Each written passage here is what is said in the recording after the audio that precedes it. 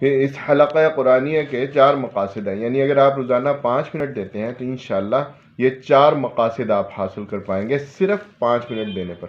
پہلا مقصد یہ ہے کہ آپ کا قرآن کریم سے تعلق مضبوط ہو، اور وہ مضبوط تعلق اس طرح قائم ہوگا کہ روزانہ آپ نے 5 منٹ کے اندر ایک آیت بڑی آسانی سے یاد کر سکتے ہیں، تو وہ ایک آیت ہم بھیجیں گے، اس آیت کو آپ نے یاد کرنا ہے۔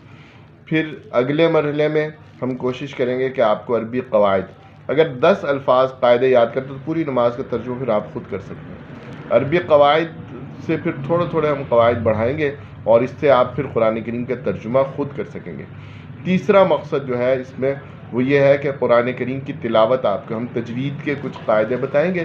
جن کی طرف آپ توجہ دیں گے تو آپ کی انشاءاللہ تلاوت بھی بہتر ہو جائے گی۔ چوتھا مقصد جو ہے وہ یہ ہے کہ ہم قرآن کریم کے پیغام کو، قرآن کریم کی دعوت کو سمجھیں اور پھر اس پر عمل کریں۔ اس سلسلے میں بھی انشاءاللہ اس حلقہ قرآنیہ میں پوری رہنمائی دی جائے گی، لیکن آپ نے کتنا ٹائم دینا ہے؟ صرف 5 منٹ۔ 5 منٹ تو ہر شخص جو ہے وہ دے سکتا ہے، اور کوئی مسلمان اس میں عذر پیش نہیں کر سکتا، کیونکہ 5 منٹ کوئی آپ سے باہر مل جائے اور وہ آپ کے 5 منٹ ضائع کر دیتا ہے، کوئی فون کر لے وہ 5 منٹ ضائع کرے، تو کیا اللہ کی کتاب کے لیے آپ 5 منٹ نہیں نکال سکتے؟ نہیں، یقیناً نکال سکتے ہیں، اور پھر اس کی جو برکتیں حاصل ہوں گی اس کا تو اندازہ ہی نہیں۔ لیکن اصل بات یہ ہے کہ اس وقت امت مسلمہ جس زوال میں مبتلا، ہم نے اس کو نکالنا ہے اور تمام مسلمانوں کو اس کی طرف متوجہ کرنا ہے، قرآن سے جوڑنا ہے۔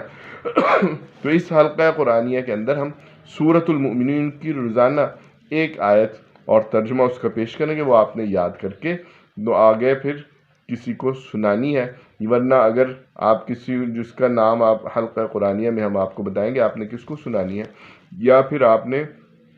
اسی میں وائس میسج کر کے وہ تلاوت سنانی ہے ہمیں انشاءاللہ۔ اس طرح اگر آپ ریگولر رہتے ہیں، باقاعدہ رہتے ہیں، تو آپ قرآن کریم کی یہ برکات بڑی آسانی سے سمیٹ سکتے ہیں۔